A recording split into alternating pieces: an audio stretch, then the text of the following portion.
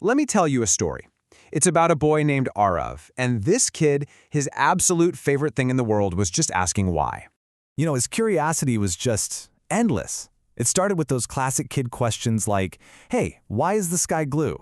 But it didn't stop there. Pretty soon, he was wondering about these huge abstract ideas, like, why do numbers just keep going? Do they ever end? And then things got even deeper. He started asking about people. Why do people give up so easily? His mind was just constantly buzzing, always searching.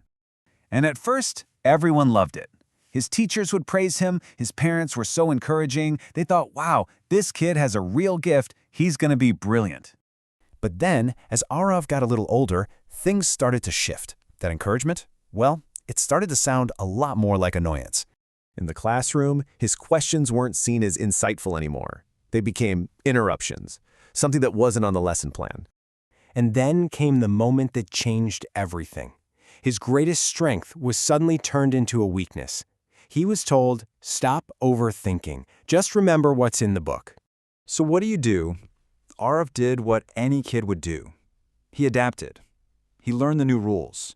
Learning wasn't about understanding anymore, it was about memorizing. And that curious part of him, it just went quiet.